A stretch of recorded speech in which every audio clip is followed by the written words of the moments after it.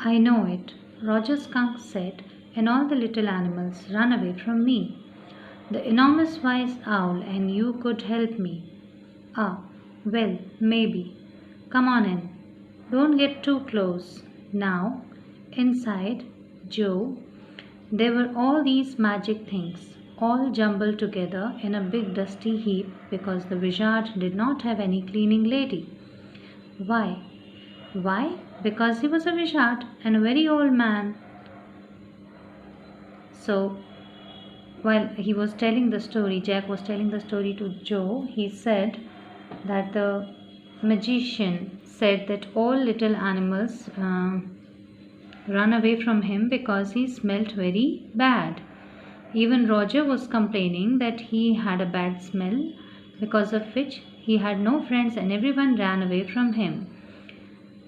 Then the magician called him inside but told him not to come too closer to him because he was smelling bad. Now the girl Jo, she becomes very much curious to know that why Vishard's room was dirty. When Jack told her, Jack replied that because he was a wizard and a very old man and no one was there, no lady to clean his room. Then, curiously, Joe wanted to know if wizards die. No, wizards don't die. Well, he rummaged around. Rummaged means searched around and found an old stick called a magic wand and asked Roger Skunk what he wanted to smell like. Then the magician, the old wizard, searched for his magic wand and wanted to know from Roger that what kind of a smell he want. Roger thought and said roses. Yes, good, Joe said smugly. Smugly means confidently. Joe was very confident that roses smell very nice and Roger should have selected. So Roger selected the smell of roses. Jack fixed her with a trance like gaze and chanted in the wizard's elderly, irritable voice. And now, when Jack was imitating a wizard, he looked into Joe's eyes and tried to gaze into her eyes hypnotically. Trance means hypnotically. And chanted in the wizard's elderly, irritable voice. And he tried to copy the wizard's voice, a very elderly man's voice, an irritable sort of voice, and then chanted the words said by wizard, abracadabra, and so on. He paused as a rapt expression widened out from his daughter's nostrils, forcing her eyebrows up and lower lip down in a wide, noiseless grin, an expression in which Jack was startled to recognize his wife, feigning pleasure at cocktail parties. And all of a sudden, he whispered, the whole inside of the wizard house was full of the smell of roses. Roses. Roger Fish cried, and the wizard said very cranky, that will be 7 pennies. So, finally, when Jack was explaining to his daughter that how the magician created a spell, he made such expressions on his face so as the girl should feel fascinated towards the story. And then Roger was turned into a creature with a beautiful smell, with a nice smell of roses. And then he told him with a cranky tone, like a bad tempered tone, that he needed 7 pennies for that. Daddy, what? Roger Skunk, you said Roger Fish. So the girl was so attentive that when, by mistake, Jack said Roger Fish, she corrected him that it was not fish but was skunk. Yes, skunk. You said Roger Fish. Wasn't that silly? Very silly of your stupid old daddy. Where was I? Well, you know about the pennies? Say it. So, she was correcting and he was admitting that yes, he was wrong. Okay, Roger Skunk said, but all I have is 4 pennies. And he began to cry. Joe made the crying face again, but this time without a trace of sincerity. This annoyed Jack. Downstairs some more furniture rumbled. Claire should shouldn't move heavy things. She was 6 months pregnant. It would be their third. So, when he was telling the story to Joe, she made a crying face because Roger Skunk also started crying because he was not having 7 pennies, but he was having only 4 pennies. So, at that time, Joe made a crying expression on her face, but this time it was not sincere because she had been hearing similar kind of stories all the time. And at the same moment, Jack heard sound of moving furnitures downstairs, and he felt that his wife Claire should not move furnitures because she was 6 months pregnant and they were expecting their third baby. So the wizard said, "Oh, very well. Go to the end of the lane and turn around 3 times and look down the magic well, and there you will find 3 pennies. Hurry up." So Roger Skunk went to the end of the lane and turned around 3 times, and there in the magic well were 3 pennies. So Wizard was asking for the money, and at the same time he told Roger that how and from where can he get the pennies. So Roger did as Wizard instructed him and brought 3 pennies from there. So he took them back to the wizard and was very happy and ran out into the woods, and all the other little animals gathered around him because he smelled so good. After paying the money to the wizard, Roger came back to his friends and they all came closer to him because now he was not smelling bad, but he was giving the smell of roses. And they played tag, baseball, football, basketball, lacrosse, hockey, soccer, and pick up sticks. What is pick up sticks? It's a game you play with sticks. So, after coming back to his friends, he played a number of games with his friends and they all played with him because now he was smelling good. Like the wizard's magic wand, kind of. And they played game and laughed all afternoon. Then it began to get dark and they all ran home to their mummies. So after playing with his friends, everyone went away and Roger also came back to his mother. Jo was starting to fuss with her hands and look out of the window at the crack of the day that showed under the shade. Now Jack was becoming a little excited and anxious that what would be the end of the story, and she thought that maybe it was the end of the story. So she started looking out of the window. Jack didn't like women when they took anything for granted. He liked them apprehensive, hanging on his words. Now, Jo, are you listening? So when the girl was looking out, Jack did not like it because he didn't like those women who did not pay attention, who did not take things seriously. He wanted them to listen to him carefully. So he wanted the same from his daughter. Yes, because this is very interesting. Roger Skunk's mommy said, "What's that awful smell? Water." So when Roger Skunk went back to his home to his mommy, she was surprised that what kind of a smell he was giving. And Roger Skunk said, "It's me, mommy. I smell like roses." And she said, "Who made you smell like that?" And he said, "The wizard." And she said, "Well, of all the nerve, you come to me and we are going to ride back to the very awful wizard." When she came to know that Roger got a smell of roses from wizard, she became angry upon the wizard and wanted to go back to him. Jo sat up, her hands dabbing in the air with genuine fright. "But Daddy," then he said, "about the other little animals run away?" Her hands skittered off into the underbush. Now, listening to this, Jo became very excited and she sat on a bed and she wanted to know from her father that mother was not happy with the smell of Roger Skunk, but Roger was correct in getting his smell changed because no one played with him. "All right," he said, "but mommy, all the other little animals run away." And she said, "I don't care, you smell the way a little skunk should have, and I'm going to take you right back to that wizard." And she took an umbrella and went back with Roger Skunk and hit that wizard right over the head.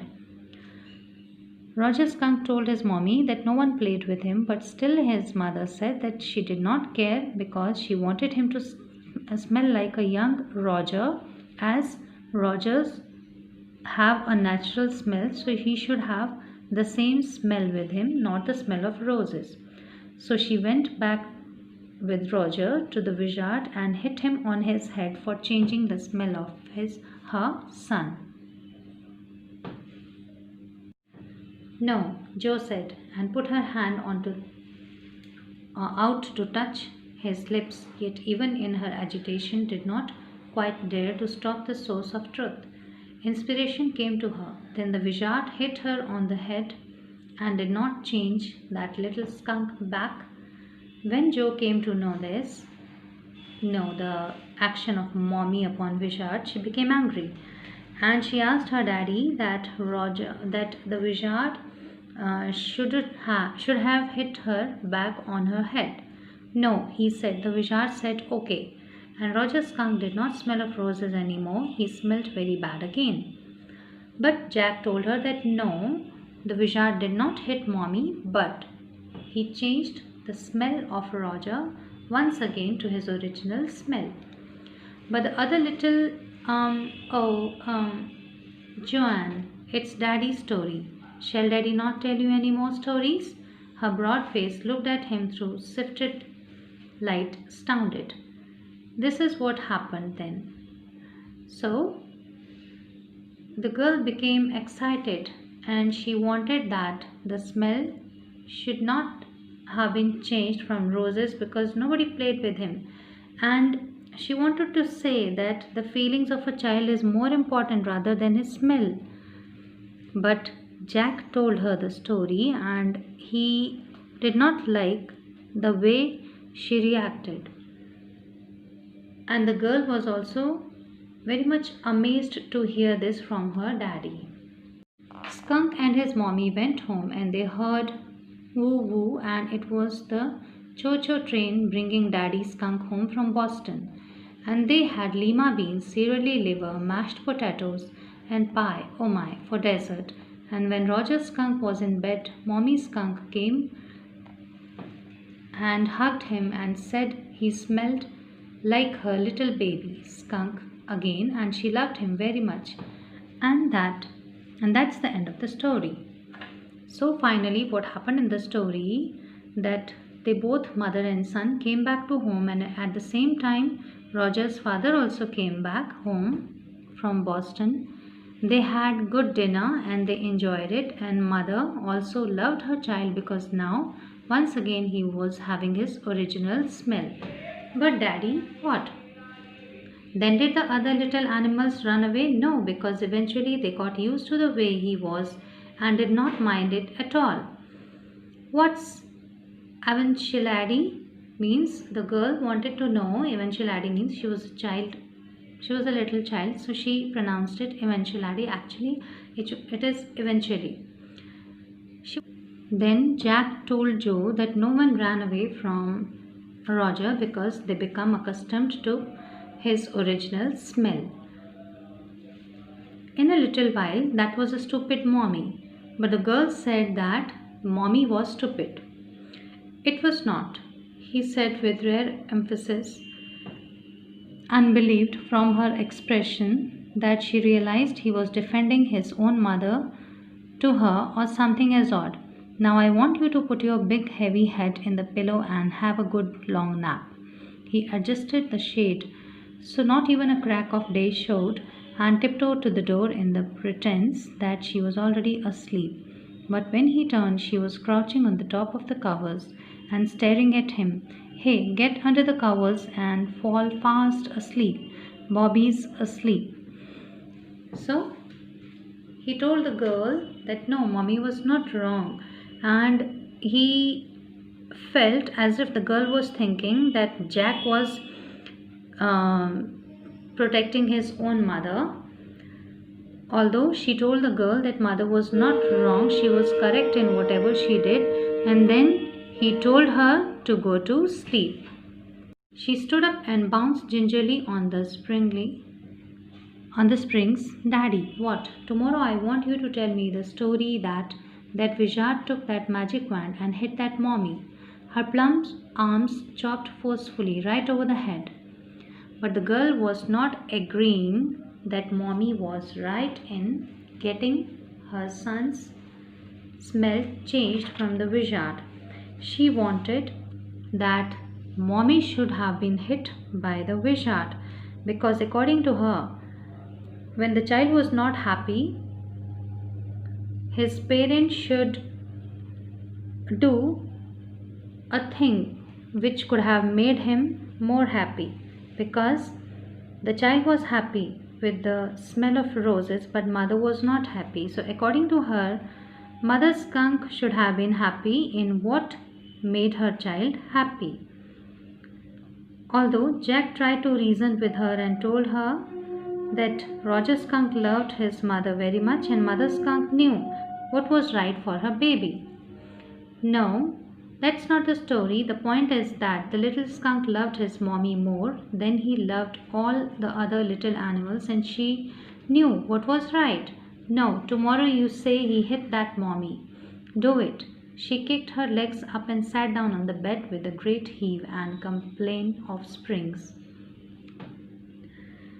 But the girl was not ready to listen to her father, and she wanted that mommy should have been punished, as she had done hundreds of times before, except that this time she did not laugh. Say it, Daddy. Well, we'll see. Now at least have a rest. Stay on the bed. You are a good girl. The girl, little girl Jo, she was again and again telling her daddy to get mommy punished in the next part of his story. Although Jack did not understand why she was behaving that way. He closed the door and went downstairs. Claire had spread the newspapers and opened the paint can, and wearing an old shirt of his on top of her maternity smock, was stroking the chair rail with a dipped brush above him. Footsteps vibrated and he called, Joanne, shall I come up there and spank you? The footsteps hesitated. That was a long story, Claire said. And now, when he came down to his wife to help her in painting the wooden floor, at that time he heard Jo making sound upstairs, and then he scolded her a little that he would come and hit her if she did not sleep. The poor kid, he answered, and with utter weariness watched his wife labor. The woodwork, a cage of mouldings and rails and baseboards all around them, was half old, tan and half new ivory, and he felt caught in an ugly middle position and thought as well felt his wife's presence in the cage with him. He did not want to speak with her, work with her, touch her, anything. And now what happens is that Jack told John to sleep and came downstairs, but at the same time he was guilty because he found himself in an ugly middle position. He was not able to convince Jo, his little daughter, and he found that even his wife was also upset with him because he took a long time to tell a long story to Jo. Now at the end of the story, we see that there is a little bit tension between Jack and Claire. Although Jack was watching his wife working, but he did not help her.